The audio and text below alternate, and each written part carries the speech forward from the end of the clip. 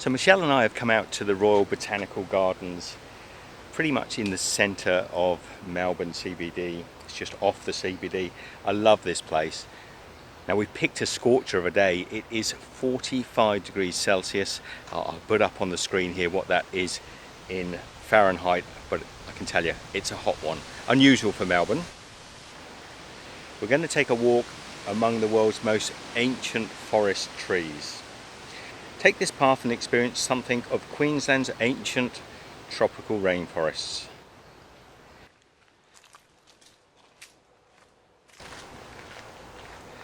Feels like a tropical rainforest today. It's so warm. Bush tulip oak. Agrodendrum actiniflum. Like all good botanical gardens, almost every plant in here is labelled with its name, its Latin name and its common name, so you can really get to explore. And it feels really lush and green in here, and we're not far from the city centre. That's what I love about botanical gardens. And here we have the New Zealand collection. Now it's actually cordoned off, so they must be doing some work on these gardens, and I won't go through there. Some beautiful grasses. So the New Zealand plant area, they're rejuvenating, which is good. I mean, it's a growing process. There's a real wind in the air, like a hot wind, like a tropical storm. You can feel it coming. G'day guys. So you could answer this one yourself. How do you see it? The debate continues over the balance and preserving and utilising of Australia's diverse forests. Some see the forest as an intriguing place where nature can be marvelled at and enjoyed. Others see it as a valuable resource. Come on, share the comments. What do you think? I mean, just look at that tree. How gorgeous is that bark? And you can see in the bark itself lots of cobwebs. So there's a whole ecosystem within the bark itself of spiders and different bugs. Unfortunately, I can't get the drone up and get aerial shots because we're right in the centre. There's loads of helicopter pads and airports nearby, so if I can get some aerial pics, I'll share them with you. Now this is an Australian bark to me. This is where you've got this sort of rough, coarse bark that looks like a normal tree, and then it's smooth underneath. This is so typical of Australian flora. So during the 1880s, as many as 7 families lived within the gardens. How cool would it have been to live in this pretty little cottage? Now this 4-roomed cottage was built in 1888 for the senior gardener, so the head gardener lived here, and it provided a handsome entrance and protected for the gardens from unprincipled larrikins. Great Aussie word. Look it up if you don't know what a larrikin is. So here, look, we've got the herb gardens down here. I think Michelle and I are head down there. You need water today. Fortunately, the gardens are full of these little water bubblers. Whoa, she's pretty powerful.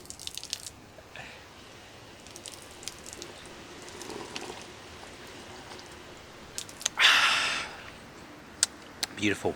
I don't think we're going to see many other people. I've seen maybe 2 people since we got in here.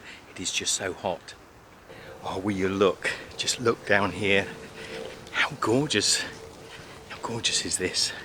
I don't think I've seen the lilies looking quite so pretty. All the flowers are out. Yeah, I don't remember seeing. Do you, Michelle? No, not as the many lilies as there. looking quite so pretty.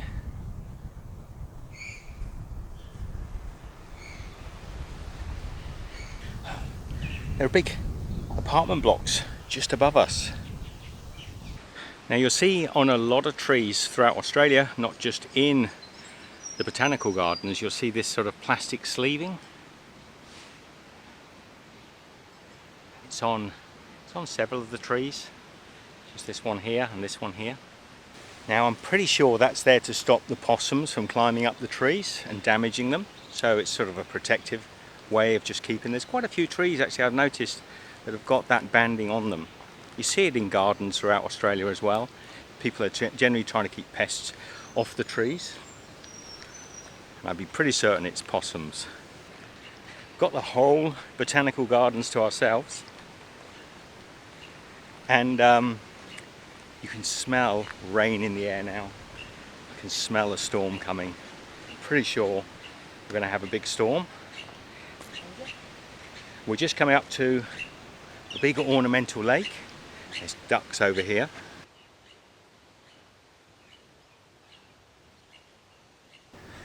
So give me your opinion on botanical gardens. I tend to always beeline to the botanical gardens in almost every city in the world. I just love the fact that they're here, they're free to wander around, they tell you so much about the flora and the fauna of all the areas. Of course, if you're going to be in Melbourne, you're going to get those flies landing on you.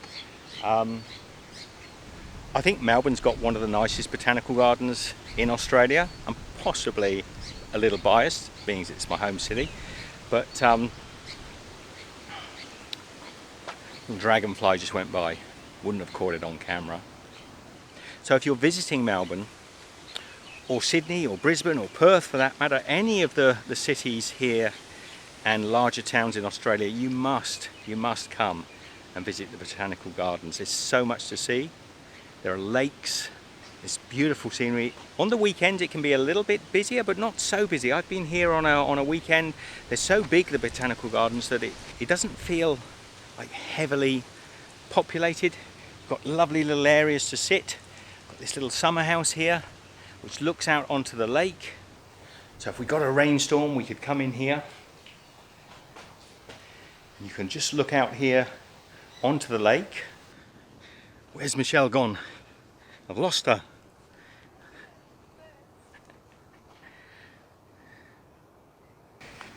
There's often a lot of beautiful carp in this big pond, and there's turtles, loads of turtles. I don't know if the children are allowed to feed. Are they allowed to feed the turtles? Do they encourage it? They probably discourage it. Let's have a little look and see if we can see them. No, you'll have to take my word for it. There's a cafe over here somewhere, beautiful cafe, and you often see people throwing little bits of bread into the water, and the water writhes and sort of wriggles with eels, if I remember rightly. I think it was eels and fish, but you do almost always see these lovely turtles. And you probably can't see it, you may be able to. There's a fella just over here. He's playing his flute. He's just come down. How beautiful. So there are two other people in the gardens. One chap playing his flute. Good place to come and practice the flute. So is he a flautist? I wonder if he floats. Unfortunately, that's how hot it is. They've actually closed the store down and the cafe just because of the extreme heat.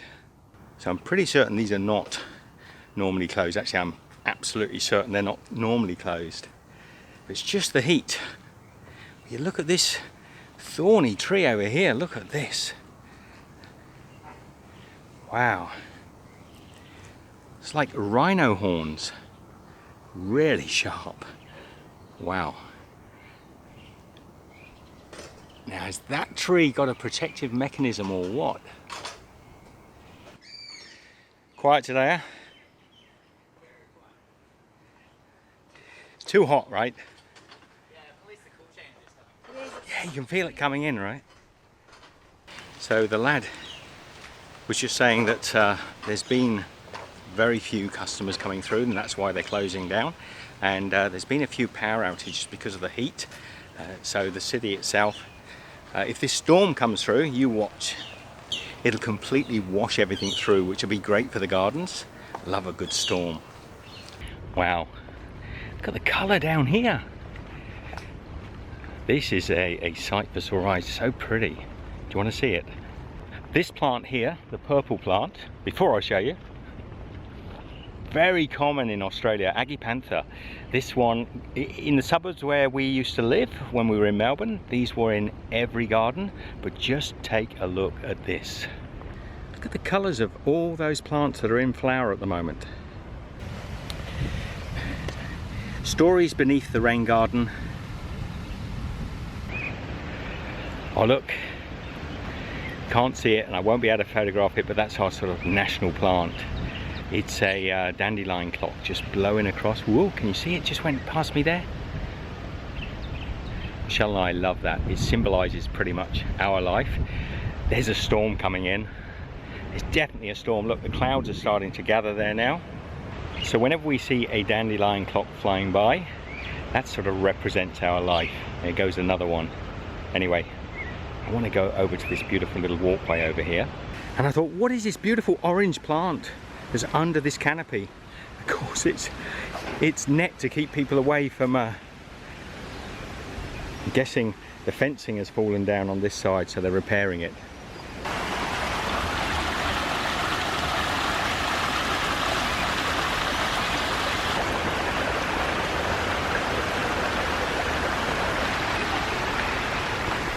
It's lovely and cool under here.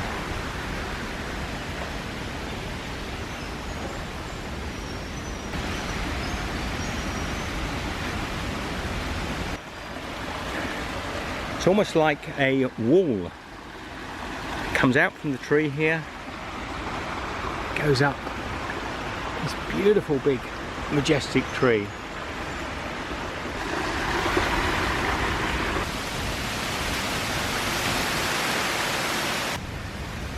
So that is Cyathea Cunninghamley, or the slender fern tree.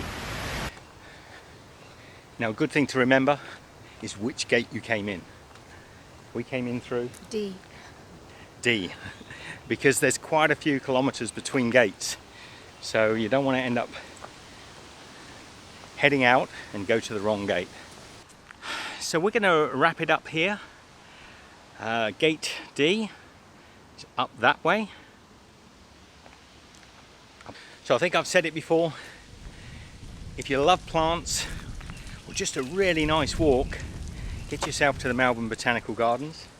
In the meantime, share the love. Take care of yourselves and we'll see you for another video very shortly. Be good. Bye. Toilets are behind. That's handy. With no way to show it to you in the flesh.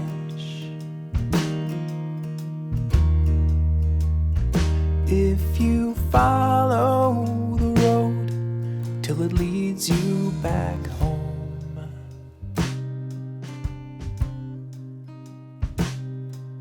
you'll find that the answer is yes.